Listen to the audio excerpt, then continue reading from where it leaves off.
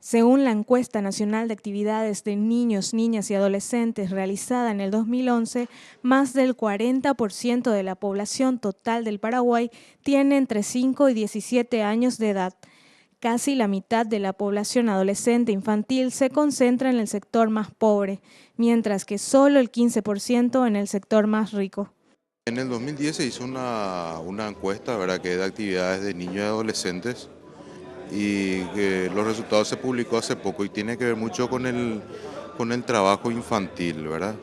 La franja de esta gente va de 5, perdón, a 17 años y el 23% está trabajando, están haciendo alguna actividad económica, que son aproximadamente un poco más de 400.000 niños que están trabajando. 7 de cada 10 niños y adolescentes realiza actividades combinadas, de los cuales 5 de cada 7 estudia y realiza tareas domésticas y 2 de cada 7 estudia, trabaja y se encarga de las labores del hogar diariamente. Casi la mitad del total de los niños en ocupación laboral se encuentran realizando trabajos en la rama de la agricultura, ganadería, caza y pesca. Bajo la potestad familiar, ¿verdad? Ellos ayudan a la actividad económica familiar y eso es una cuestión que los organismos deberían de tomar acciones, porque el trabajo infantil está totalmente prohibido. Bien, veíamos ahí la visión de Fabián Martí, que es de la Dirección de Estadísticas, Encuestas y Censos. Bueno, te recordamos que puedes ver TV Pública Paraguay también desde los smartphones a través de la dirección desdeparaguay.com/TV Pública. Esto está permitido, o sea, está accesible en el mundo entero. Nos llegan mensajes, por ejemplo, desde Canadá, desde Estados Unidos, desde Montreal. Ahora mismo nos están viendo y nos dicen que la señal es perfecta a través desde los smartphones. También queremos que los compatriotas y las compatriotas que están en el exterior puedan opinar sobre este tema. Recordemos que hay varios países donde justamente el abuso de la niñez también se convierte en trata de personas y es un tema preocupante, María Luisa y audiencia. Sí. Y hoy estamos con nuestros panelistas, que son Jorge Zárate, del diario La Nación, también de EA, Mabel Díaz, de Telefuturo, quienes han ya formulado algunas preguntas a nuestros invitados: José Ruiz Rolandi, ministro secretario ejecutivo de la Secretaría de la Niñez y Adolescencia, y Marta Benítez, de Global Infancia. Pero antes vamos a conocer el marco jurídico de este tema, César, que tiene muchos ribetes. Hay convenios internacionales que ha firmado el Paraguay y también las leyes son muy claras con respecto a la protección de la niñez y adolescencia. Ana Sáez con el marco jurídico. Sí, bueno, panelistas, audiencia en general, realmente este tema es altamente preocupante. Debemos entender que estamos hablando del futuro de nuestro país cuando hablamos de niños en situación de criadazgo o niños en situación de trabajos insalubres, etcétera. Debemos decir que, según la Constitución Nacional, en el artículo 10 habla de la prescripción de las servidumbres y la esclavitud, o sea, están fuera de ley. Aparte de que estamos bastante desactualizados como país en relación de tener todavía este concepto cultural tan arraigado, ¿verdad? Ahora bien, en relación al trabajo de menores, la Constitución Nacional también menciona que se le da una prioridad y un trato especial, estipulando que el trabajo para cierta edad absolutamente está prohibido y a partir de la adolescencia tiene que tener ciertas consideraciones de horario y calidad de trabajo, etcétera. Ahora, es importante mencionar que a nivel internacional nuestro país ha adquirido diferentes convenios que protegen a los niños, niñas y adolescentes. Especialmente tenemos, que es algo muy novedoso, las 100 reglas de Brasilia, que es una incorporación de principios y normas que ha tomado la región como puntos para condicionar y colaborar con la garantía que establece la ley. ¿Qué significa? Que la Corte Suprema de Justicia, a través de las 100 reglas de Brasilia, estableció estos principios con los cuales se busca garantizar ese derecho que está establecido dentro de la Constitución o dentro de las demás normativas, estableciendo procedimientos y formas para que las personas que están en situación de mayor vulnerabilidad puedan hacer efectivas esas garantías. ¿Qué significa? Que dentro de estas 100 reglas de Brasilia hablamos de mujeres embarazadas, de niños en situaciones extremas, de adolescentes con maltratos, etcétera, que puedan acercarse a la justicia y que la justicia tiene que prever a través de esta acordada mecanismos que faciliten ese acceso a esa persona, a través de los defensores públicos y a través de diferentes figuras que están dentro de ¿cómo que se dice?, de la estructura judicial, para que estas personas puedan tener algún acceso y colaboración en vista de estas garantías que establece la Constitución. Más detalles les voy a dar a continuación. Bien, muchas gracias. Era el marco jurídico con la doctora Ana Sáenz y seguimos con nuestros panelistas. Jorge, bueno, la consulta seguramente ya vas a hacer la reconsulta en un ratito. Escuchamos también a Mabel con las consultas en este programa.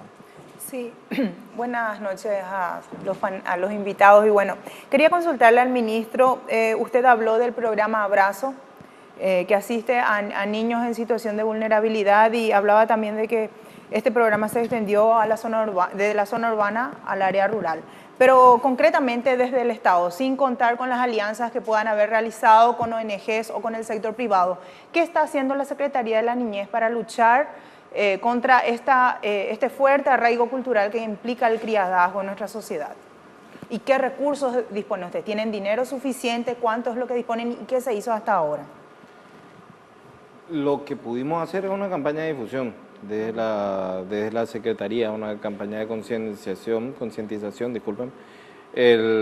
Y también tenemos que entender que el programa Abrazo es un programa destinado a la erradicación del trabajo infantil, toda forma de trabajo infantil o de explotación laboral infantil.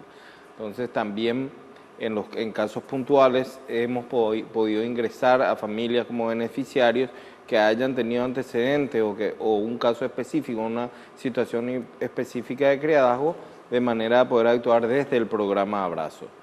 Y por sobre todo también una postura bien clara y firme, donde la Secretaría no considera como una mala práctica, sino como un hecho punible y como faltas, es decir, con una firmeza clara decimos que el criadazgo configura una trata de personas internas con fines de explotación. También estamos hablando de una falta ante la ley, porque las personas que reciben tienen 48 horas para comunicar al juzgado que el juzgado tiene un niño a su cargo que no es suyo, está el incumplimiento del deber de cuidado por parte de los padres. Hay una serie de faltas que hacen imposible e inviable la práctica del criadazgo, y la intervención la hacemos desde políticas que son ejecutadas no solamente desde la Secretaría de la Niñez y la Adolescencia. Recordemos que el POLNA, que va a estar entrando en vigencia el 2014, el nuevo POLNA que ahora está en proceso de redacción, genera políticas que tienen que ser ejecutadas desde Educación, desde el Ministerio de Agricultura, desde la Fiscalía, desde la Defensoría. El programa Abrazo, tengo entendido, fue concebido para trabajar con niños que se encuentran en situación de calle. O sea, no hay una suerte de conflicto de intereses ahí al tratar el tema de criadazgo, porque desde Abrazo lo que se pretende es, en forma progresiva, ir retirando a los niños y adolescentes de las calles a través de una serie de estrategias, ¿verdad? ¿No se está desvirtuando el programa Abrazo ahí? En lo absoluto. Lo que nosotros hacemos es definir la situación del niño en calle es como trabajo informal en calle, que representa solamente el 6%, como había dicho, reitero, como el 6% del trabajo infantil. Así es que el programa se amplió. Lo que se busca es erradicar el trabajo infantil. Paralelamente hay otra situación, que es la situación de los niños que viven en calle, que no trabajan en calle, que viven en calle por haber sido expulsados. Estos niños son abordados desde el programa PAINAC. Sí, eso ya sabemos. Lo que no me queda claro nomás es el tema de Abrazo. O sea, hasta donde nosotros, cuando hacíamos la cobertura de prensa, se trataba justamente de atender a los chicos que estaban trabajando en las calles. Sin embargo, desde Abrazo también se trata el criadazgo. se trata el criadazgo, se trata, por ejemplo, con una excelentes resultados en Tomatí, el trabajo de los niños en olerías. También con el mismo sistema hemos trabajado con otras fundaciones en alianza para la erradicación del trabajo en vertederos en la ciudad de Encarnación. Estamos ahora lanzando la campaña del programa Abrazo para la zona de zafra de caña de azúcar, y se está proyectando programas Abrazo también para los pueblos originarios. ¿Y cuánto? Perdón, al parecer hay una consulta para la señora Marta Benítez desde las redes sociales. Tania. Sí, María Luisa, tenemos una consulta y esta es: ¿cuál es la última estadística que maneja Global Infancia en relación a los niños de la calle y al criadazgo? Bueno, agradezco la pregunta. En realidad me gustaría más contestar la pregunta en relación a los niños en situación de criados, porque gracias a la investigación que lanzó en estos días la Dirección General de Estadísticas y Censos sobre la actividad laboral de niños, pudimos acceder a una cifra que nos preocupó notablemente, porque hablan de casi 47.000 niñas, principalmente niñas y niños que todavía viven en una situación de servidumbre, que es la del criadazgo, ¿verdad? Yo quería trasladar luego la pregunta en el tema de niños en situación de calle al ministro, pero la cifra de 47.000 o más de 47.000 niñas que se manejó en este último estudio, realmente nos dan la pauta de que es una práctica que tiene una gran vitalidad todavía en nuestro país, y nos dan la pauta de la brecha y de la desigualdad que todavía siguen vigentes en Paraguay, porque seguimos admitiendo como algo que podemos tolerar que una niña esté viviendo en una situación prácticamente de servidumbre en una casa, ¿verdad? O sea, una situación casi de esclavitud, ¿verdad? Porque son niñas que están viviendo con una familia, la familia dispone de sus derechos prácticamente, vienen por ir a la escuela, y sin embargo la escuela es la última de sus prioridades, porque digamos la predominancia o la prioridad son las tareas domésticas, ¿verdad? Son niñas que sufren mucho el desarraigo, el no ver a sus familias, sufren situaciones de maltrato y de abuso. O sea, están en una situación donde prácticamente todos sus derechos están siendo vulnerados, y estamos hablando de una cifra muy alta todavía para nuestro país. Y eso se da en todos los niveles sociales, o sea, podemos ver en todo tipo de familias estos 47.000 casos aproximados. Sí, en la experiencia que tenemos en la organización vemos que hay una predominancia de niñas en familias de hogares que son de clase media baja, clase media, digamos, de media, digamos, y lo que también vimos como un fenómeno reciente, porque anteriormente era una situación de una niña que era del campo que iba a la ciudad, pero también estamos viendo un tránsito ya dentro del casco urbano, ¿verdad? De niñas de un barrio que se trasladan a otro barrio. Después también otro fenómeno que también es nuevo para nosotros, niñas que tienen el estatus de criada aún viviendo con sus propias familias, no su familia biológica directa, pero familia ampliada, digamos, que era otra situación que nos sorprendió.